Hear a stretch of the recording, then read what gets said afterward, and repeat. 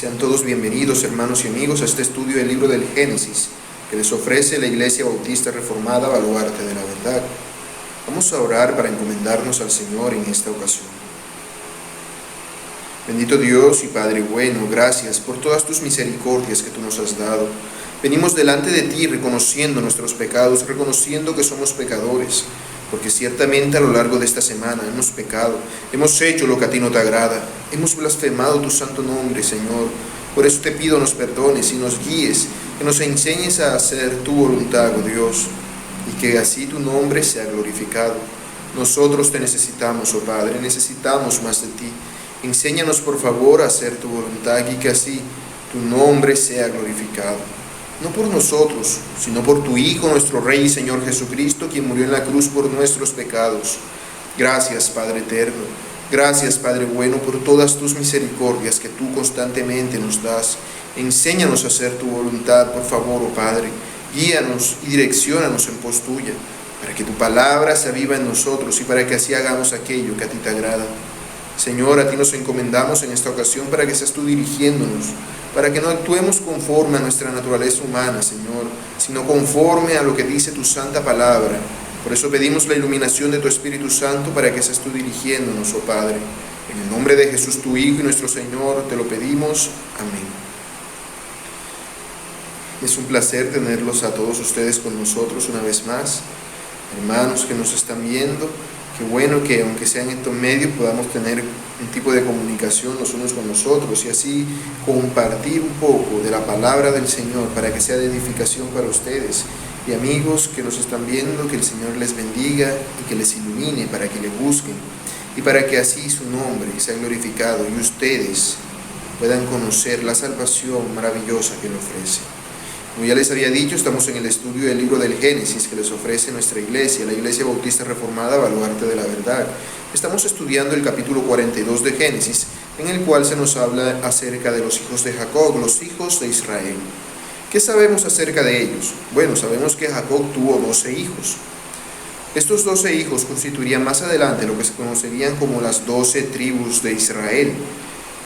Estos son los hijos que Jacob tuvo, y esto era debido a la promesa que Dios había hecho a Abraham, su abuelo, de que en su descendencia serían benditas todas las naciones de la tierra, y de que su descendencia sería tan grande como las estrellas del cielo y como las arenas del mar. Por eso vemos que Jacob tiene 12 hijos, y cada uno de ellos llegaría a tener muchísimos y muchísimos descendientes que conformarían la nación de Israel. Ahora, estos hijos vendieron al menor de ellos en ese tiempo, que era José, era el favorito de su padre Jacob. Ellos lo vendieron como esclavo a Egipto. Simplemente fue la intervención de Judá la que evitó que lo mataran, porque de hecho ellos pretendían dejarlo morir en un pozo, pero fue Judá quien interviniendo evitó que lo mataran. Pero esto fue por la gracia de Dios, no por Judá mismo, porque Dios en su gracia hizo que la conciencia de Judá lo redarguyera tanto que él tuviera que buscar la manera de evitar matar a su hermano con sus propias manos. Así que lo que hicieron fue que lo vendieron como esclavo, lo cual podría considerarse algo mucho peor que matarlo. El problema de todo ello es que el mayor de todos ellos, Rubén, quien pudo haber evitado todo desde un principio, no lo hizo. Rubén no procuró salvar a José. De hecho, cuando él tuvo la oportunidad de salvar a José, ¿qué hizo? Lo que dijo a sus hermanos: no lo maten, sino que échenlo en un pozo para que se muera allí. La intención de Rubén era simplemente que lo dejaran allí y cuando ellos hubiesen ido, él regresaría y sacaría a José y lo llevaría otra vez de regreso a su casa. Pero él era el hermano mayor, el líder. Él pudo haber dirigido a sus hermanos para que no hicieran eso, pero no lo hizo. A consecuencia de ello, como ya hemos visto, José fue vendido en Egipto, fue siervo en la casa de Potifar, fue acusado por la esposa de este y terminó en la cárcel. Pero luego él interpretó los sueños del copero y el panadero. El copero, cuando fue el tiempo de Dios, se acordó de él. Cuando el faraón tuvo un sueño que no podía interpretar, José lo interpretó y además demostró que la sabiduría de Dios estaba en él. Y el faraón lo nombró administrador de todo Egipto, lo nombró su gran visir, el primer ministro de Egipto. Y José en ese tiempo utilizó la sabiduría que Dios le había dado para que, como él había interpretado en el sueño del faraón, venían 7 años de abundancia y luego 7 años de escasez. Durante los 7 años de abundancia, José guardó el grano.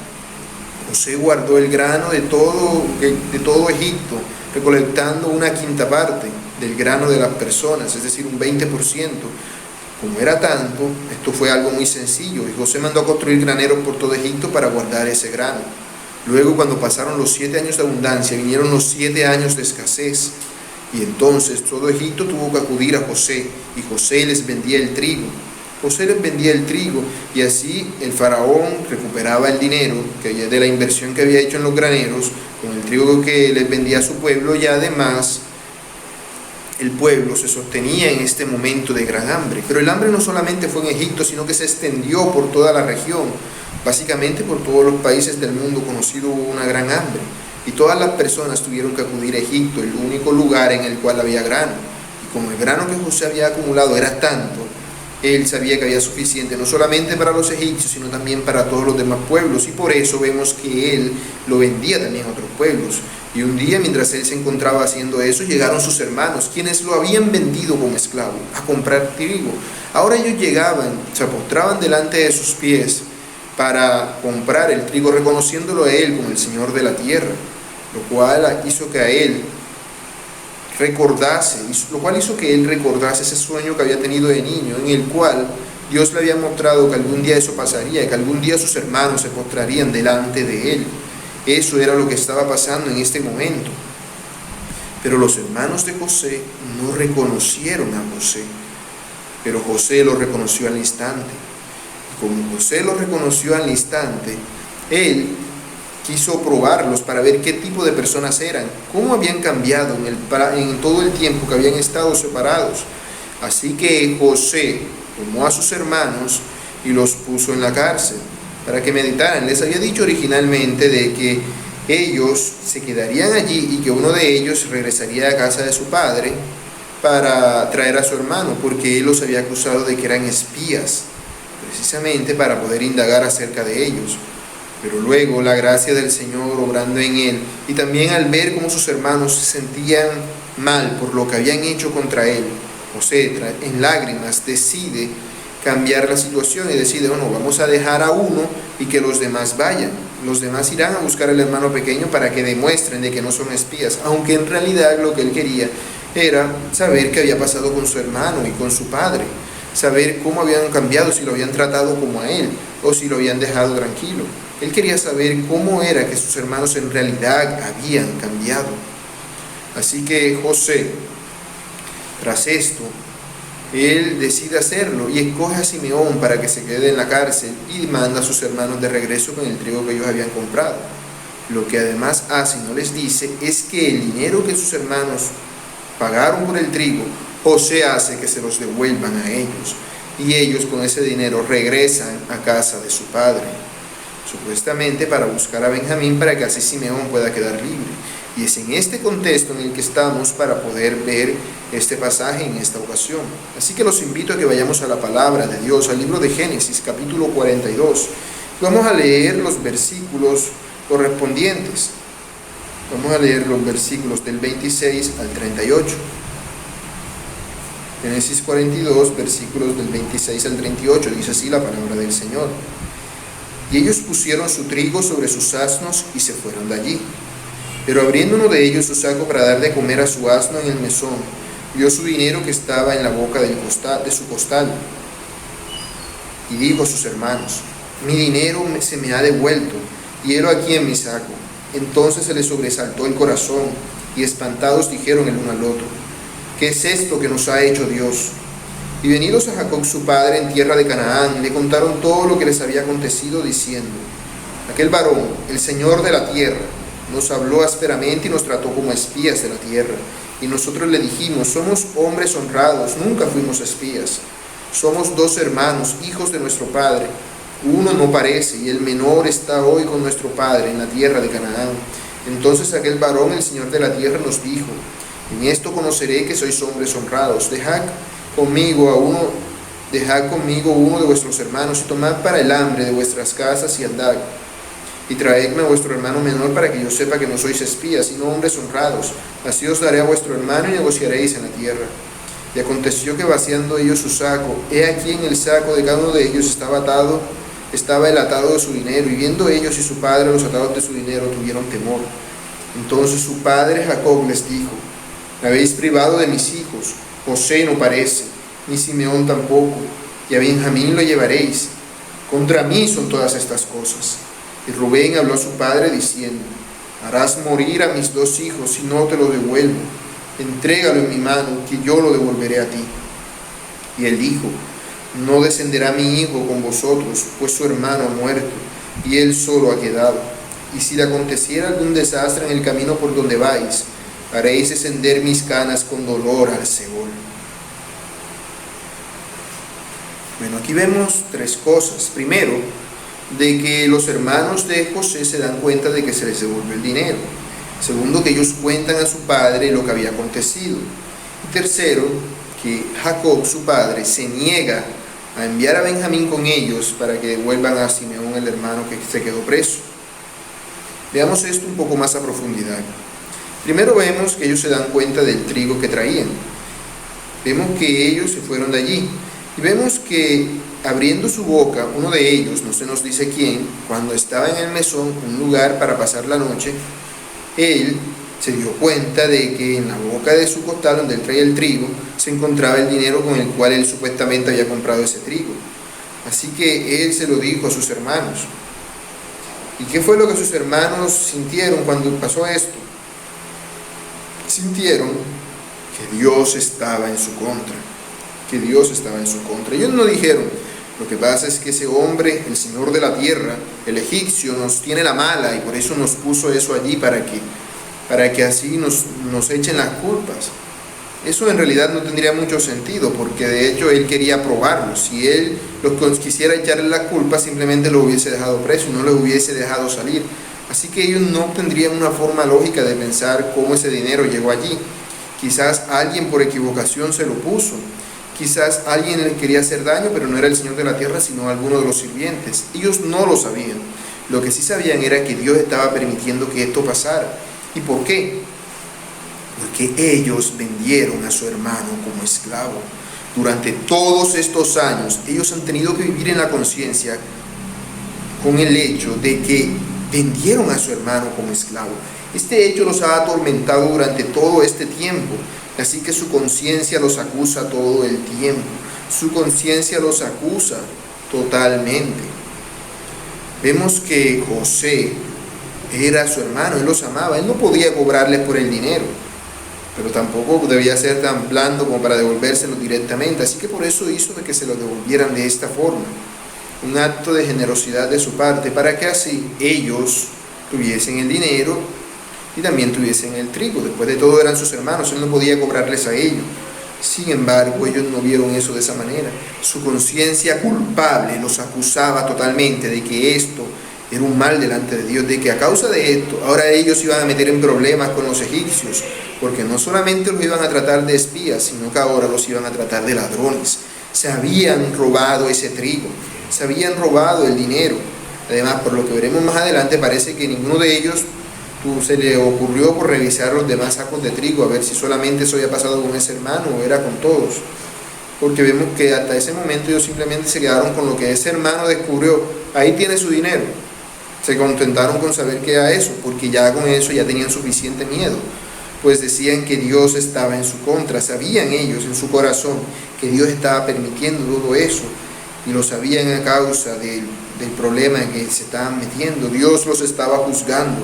Y ahora, aunque ellos no recibieron el castigo en el tiempo en el que cometieron el crimen, sabían que el castigo por ese crimen habría de venir. Y es que esa es una verdad muy importante. Ciertamente, toda acción produce una reacción, y sobre todo delante de Dios. Cosechamos lo que sembramos, quizás no enseguida, pero ciertamente todo tendrá consecuencias. Y ellos lo sabían, y su conciencia los acusaba y les decía claramente de que eso era por el pecado tan terrible que ellos habían cometido, por ese pecado tan atroz que habían cometido al vender a su hermano, a José, como esclavo. ¿Qué podrían ellos hacer? ¿Qué podrían decir? ¿Podrían devolverse otra vez a Egipto y devolver el dinero que habían recibido? ¿Los tratarían como ladrones? No, porque uno de sus hermanos estaba preso. Lo que estarían buscando sería que pusieran a otro por lo menos preso, como mínimo. Así que no tenían opción, no sabían qué hacer. Sí, lo único que les quedaba era seguir adelante y regresar con su padre. Quizás cuando regresaran con su hermano y devolvieran el dinero, entonces les perdonarían. Pero hasta ese momento ellos no sabían qué hacer. Lo único que sabían era que no tenían escape. Lo que les esperaba era algo terrible. Y la causa de ello era que ninguno de ellos hizo nada para ayudar a su hermano. Nada. A un Judá que evitó que lo mataran, pero de todas formas lo vendieron como esclavo, lo hizo simplemente porque no podía con su conciencia al escuchar los gritos de su hermano y viendo la oportunidad que Dios le estaba dando de darle un escape.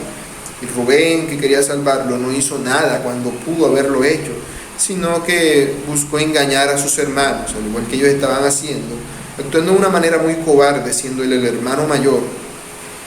Pudo haber hecho mucho más y no lo hizo. Ahora vemos de que ellos llegan hasta su casa en Canaán, hasta la casa de su padre Jacob, y le cuentan todo lo sucedido tal cual aconteció. Todo eso se lo cuentan y se refieren a José como el Señor de la tierra. Obviamente ellos no sabían quién era su hermano. Lo curioso es que ellos, hasta este momento, después de que ellos entregaron después de que ellos le entregaron la información, le entregaron todo, le habían dicho a su padre todo lo que había pasado, fue que se les ocurrió revisar los demás sacos, básicamente cuando iban a ver el alimento, y se dieron cuenta de que no solamente era uno de los hermanos, todos los hermanos en sus sacos tenían todo su dinero atado, es decir, no pagaron absolutamente nada, lo cual hizo que todos ellos tuvieran mucho temor.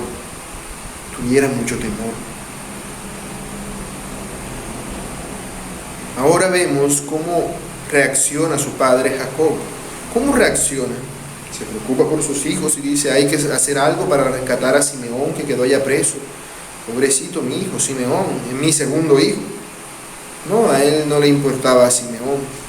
Después de todo, Simeón era el segundo hijo que él había tenido con Lea. Recordemos que Jacob se casó con Lea porque le tocó, no porque él quisiera. A quien él amó siempre fue a Raquel. Y vemos que él amaba era a los hijos de Raquel, no a los hijos que él había tenido con Lea, que eran la gran mayoría. Y esta era principalmente la causa del conflicto. El problema estaba en Jacob. Jacob, gracias a su amor, el amor que él sentía hacia los hijos de Raquel, en este caso a José, y ese favoritismo que le dio, fue que provocó el odio de los hermanos de José hacia José. De manera que Jacob era el directamente responsable de lo que estaba pasando. Él fue el culpable de todo. Pero ¿cómo mira él esto? ¿Fue mi culpa? ¿Esto fue mi culpa por haber malcriado a José, por haberle dado ese favoritismo? No. Jacob lo que dice es que sus hijos tienen la culpa. Dice, primero me quitaron a José, luego me quitaron a Simeón y ahora quieren que le den a Benjamín. Ahora, cuando él dice que le quitaron a José, no quiere decir de que él sepa de que ellos vendieron a José como esclavo. No, lo que él sabe es que José estaba al cuidado de ellos y según ellos, unos animales lo mataron porque ellos no supieron cuidarlo. Así que él echa las culpas a sus hijos de lo que pasó con José. Él en ningún momento parece considerar el hecho de que todo lo que está pasando es culpa suya. Es culpa suya. Y ahora el otro hijo que le queda de Raquel, el hermano de José, de padre y madre, que es Benjamín, está allí. Deben de entregarlo para que vaya con sus hermanos y rescatar a Simeón. Después de todo parece algo sencillo, ¿no? A pesar de que los acusaron de espía, el Señor de la tierra tenía buena disposición hacia ellos y hasta les había devuelto el dinero, aunque ellos no lo interpretaron así, sino como que se estaban metiendo en un gran problema con los egipcios. Todo lo que tenían que hacer era llevar a Benjamín y pues regresarían con Benjamín y con Simeón, porque demostrarían que eran gente honrada. Pero no lo hicieron, principalmente porque Jacob no confiaba en sus hijos. La última vez que él encomendó a uno de sus hijos amados a ellos, ¿qué pasó? Regresaron con el cuento de que un animal lo había devorado. Ahora Jacob ya no confiaría en ellos. José estaba muerto para Jacob y ahora él no quería que eso mismo le pasara a Benjamín en ninguna manera. Él no confiaba en sus hijos. Después de todo, a pesar de todo, también él sabía que sus hijos no eran personas dignas de confianza. Él sabía que hacían muchas cosas malas.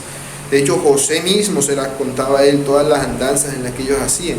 Y cómo desde jóvenes habían hecho cosas terribles. Después de todo, Simeón y el tercer hijo de Jacob, Leví, masacraron una ciudad entera. Fueron los que dirigieron a sus demás hermanos para que masacraran una ciudad entera, simplemente por un acto de venganza contra una persona. Él sabía que sus hijos no eran personas de confianza, pero en ningún momento se le ocurrió pensar de que él tendría la culpa, sino que por el contrario, sus hijos eran rebeldes y malos.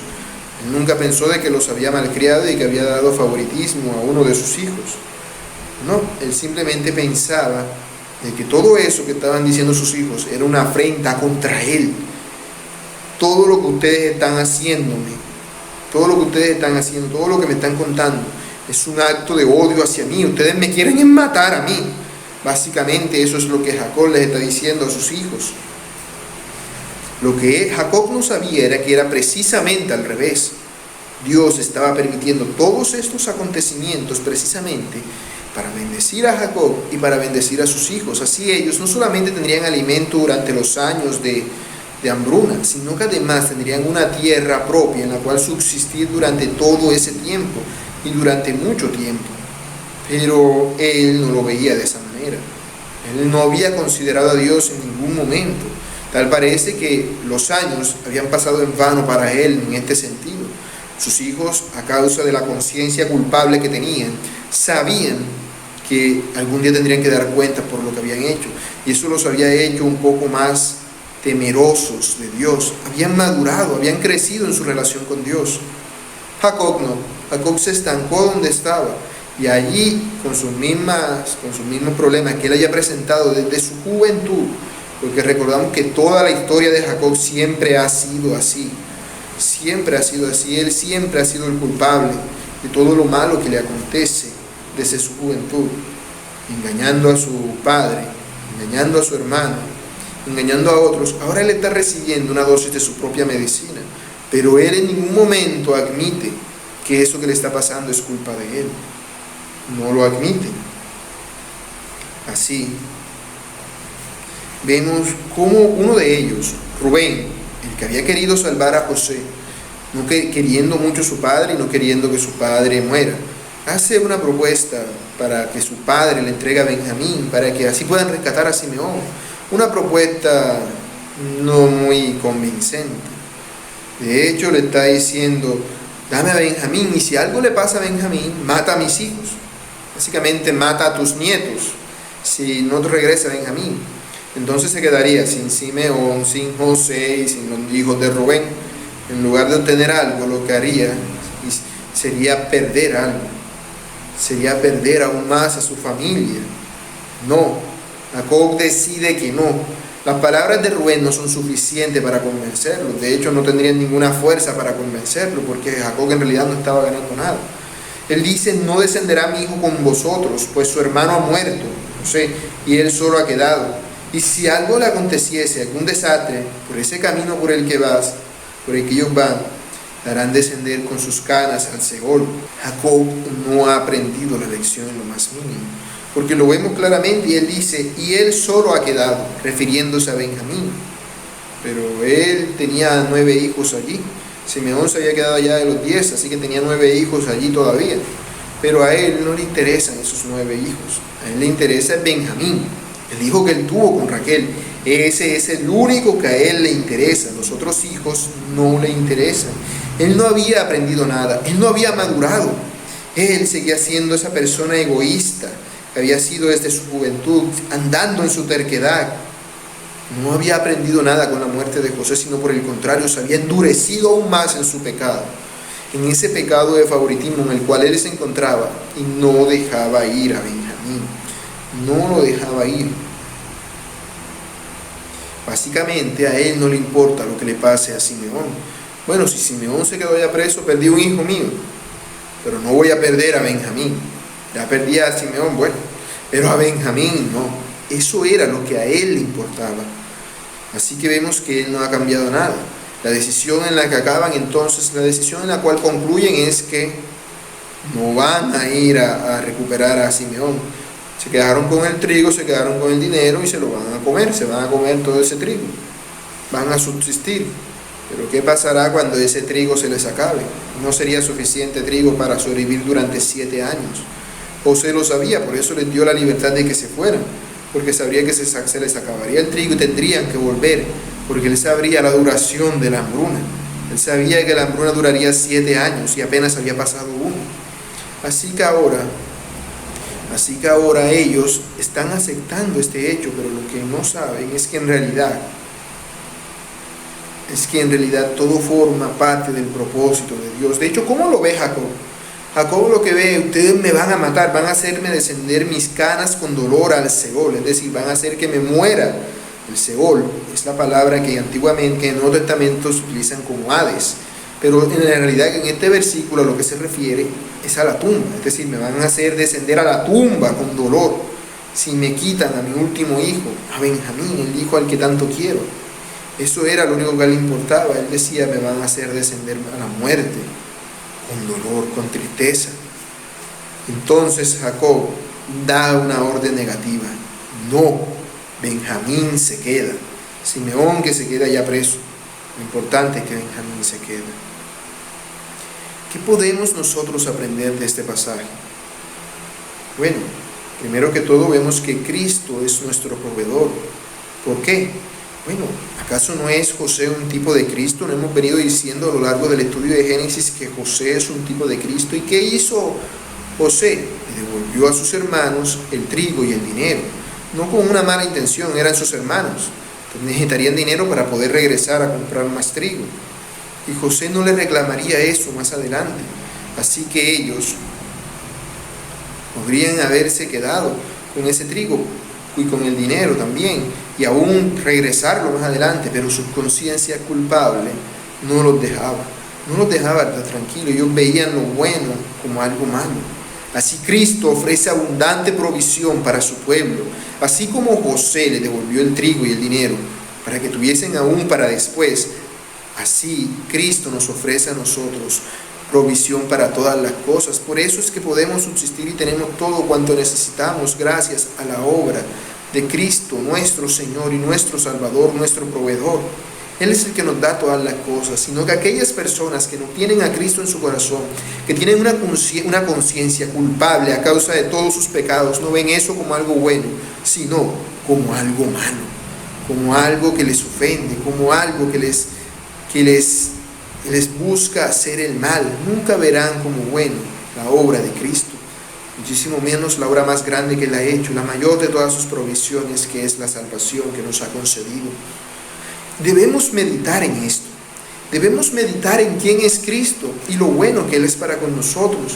De lo contrario, podríamos terminar actuando como Jacob. ¿Cómo actúan las personas que no tienen a Dios? Ellos dicen: todo está en mi contra, a mí todo me sale mal, no hay nada que ocurra como yo quiero, hago esto y hago lo otro y parece que me estuvieran haciendo algo, porque todo se me daña, nada sirve, nada funciona. Pero en realidad no piensan que eso es parte del propósito de Dios. Era parte del propósito de Dios lo que había pasado con José, que fuera vendido como esclavo por sus hermanos. Y era parte del propósito de Dios lo que José estaba haciendo al acusar a sus hermanos de espía. Todo formaba parte del gran propósito de Dios, aunque ellos no pudieran comprenderlo. Debemos poder descansar en Cristo, acudir a Él y descansar en Él, porque solamente así podremos hacer lo que a Dios le agrada. No debemos ignorar las obras de Dios, porque todas las cosas a los que aman a Dios les acontecen para bien. Es como alguien que se dispone a ir a determinado lugar, digamos la playa, y va a andar en el carro, y ese día el carro no sirve. Y entonces la persona maldice y cuestiona y critica de que el carro no sirve y tal y cual. Pero no se pone a pensar de que de pronto no le convenía que eso pasara así. De hecho, es probable de que si hubiese salido en ese momento, el carro se hubiese accidentado, él y toda su familia hubiesen muerto. Pero en lugar de agradecer a Dios por eso, ¿qué hace? Se queja de que el carro no sirve, de que está dañado esto y aquello. De hecho, ni siquiera considera la posibilidad de cambiar de decisión y decir, no, lo que pasa es que Dios no quiere que haga eso hoy. Sino que por el contrario dice, bueno, si eso no va, busco otra forma. Porque he de hacer lo que yo quiero. Mas no consulta a ver qué es lo que Dios quiere. Nosotros como creyentes no podemos hacer nada sin la dirección de Dios. Necesitamos encomendarnos a Dios, necesitamos ver cuál es la voluntad de Dios para nuestra vida y que sea Él quien nos dirija en cada paso que demos, para que cada paso que demos vaya conforme a su voluntad. Así sabremos que aunque pasen cosas malas en el camino, al final todo acontecerá para bien. Todo acontecerá para bien, para gloria de Dios y para exaltación de su propio nombre. También veamos cómo es que se relacionan José y Jacob, su padre. En todo el tiempo que había pasado, Jacob no había aprendido nada. No había aprendido nada, seguía en sus mismos pecados, seguía teniendo favoritismo con sus hijos y seguía culpando a sus demás hijos de los errores que él había cometido. No fue así con José. Si había alguien que podía echarle las culpas a Dios por lo malo que le estaba pasando, era José. Después de todo, José fue el que fue vendido como esclavo. Cuando fue esclavo, ¿qué hizo José? ¿Se lamentó por lo mal que le estaba pasando y lo mal que le estaba yendo? No, él hizo lo que agradaba a Dios. Y eso lo vemos en el hecho de que Dios estaba con José. Y por eso él era prosperado. A José lo acusaron de un crimen que no cometió. José pudo haber dicho, viste, por andar haciendo lo que a Dios le agrada. Mejor hubiese accedido a tener relaciones sexuales con la esposa de Potifar y esto no hubiese pasado. No, José no dijo eso. José sabía que lo que había hecho era lo correcto, aunque le habían pasado cosas malas por ello. Y por eso José aprendía la lección. Él siempre procuraba hacer lo que a Dios le agradaba. Aunque no siempre fuera bueno para él, al final todo acabó para bien. Al final todo acabó para bien. Y José pasó situaciones muy difíciles porque después de eso tuvo que estar en la cárcel. Cuando tuvo la oportunidad le pidió al copero que intercediera por él y el copero se olvidó de él. José solamente la pasaba de mal en peor. Pero aún así él nunca dejó de confiar en Dios. Nunca dejó de esperar en Dios. Y Dios le recompensó. Aquí vemos a Jacob quejándose por lo que le había pasado, pero Jacob era el señor de su casa.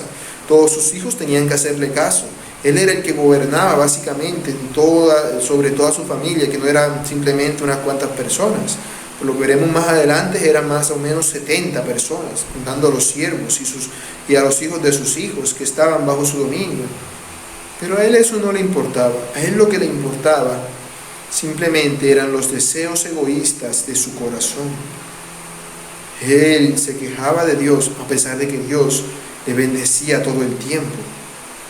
Y por eso es que había tenido tanto tormento y sufrimiento a lo largo de su vida. Precisamente porque no había sabido apreciar todo lo que Dios hacía por él. Así que apreciemos lo que Dios hace por nosotros. No nos quejemos por lo que nos pasa, sino seamos agradecidos. Seamos agradecidos porque somos pecadores. Y si somos pecadores, todo lo malo que nos pase no es nada comparado con todo lo malo que debería pasarnos. Si somos pecadores, lo que merecemos es que Dios nos mate y nos eche al infierno. Eso es lo que merecemos. Pero Dios no nos trata conforme a nuestras obras, sino que nos concede la salvación que es a través de su Hijo, Cristo. Él nos concede la salvación. Por eso nosotros debemos ser agradecidos con Dios por cada día de vida que nos da, pero sobre todo, no solamente por las provisiones, por los alimentos, sino sobre todo también por la obra de Cristo Jesús, su Hijo, en la cruz, porque no lo merecíamos. Así que si alguien nos trata mal, no debemos de sentirnos ofendidos, porque si esa persona supiera cuán pecadores somos, lo que nos está haciendo no es nada. Lo que nos está haciendo debería ser muchísimo peor que la ofensa que nos ha hecho. Porque hemos pecado contra Dios, nos merecemos todo lo malo, pero aún así el Señor, en su gracia, nos concede todas las cosas que tenemos. Por eso hemos de ser agradecidos y vivir agradeciéndole a Dios para siempre. Oremos. Bendito Dios y Rey eterno, gracias por todas tus misericordias que tú constantemente nos das. Gracias, oh Señor, porque sabemos que tú nos escuchas, que tú nos guardas y nos proteges siempre, que tú eres escudo alrededor de nosotros, oh Señor, y que nada malo nos acontece si no tiene tu visto bueno, si no tiene, Señor, tu aprobación. Por eso te damos gracias, Señor, por todas las cosas buenas que nos han pasado y también por todas las cosas malas, sabiendo que tú tienes control de todo, que tú obras en nosotros, los que te amamos, los que somos parte de tu pueblo, para nuestro bien, Padre. Gracias, Señor, porque tú nos has impedido que nos vaya bien materialmente en este mundo de pecado, en nuestros pecados, para que así nos vaya bien en la vida venidera, en el cielo, para que así vivamos una vida que te agrade a ti. Gracias, oh Señor, por todas tus bendiciones. Gracias, oh Señor, por todos tus beneficios que son incontables, que no merecemos, pues somos pecadores, viles y malvados. Somos seres despreciables, oh Señor, delante de ti a causa de todos nuestros pecados. Mas gracias te damos por tu infinita misericordia que tú nos muestras. Gracias, Padre bueno, por todas las cosas, pero sobre todo por la obra de tu Hijo, nuestro Salvador y Rey Jesucristo. En su nombre te agradecemos. Amén. Muy bien, hermanos y amigos, eso ha sido todo por esta ocasión. Nos vemos la próxima. Que el Señor les bendiga.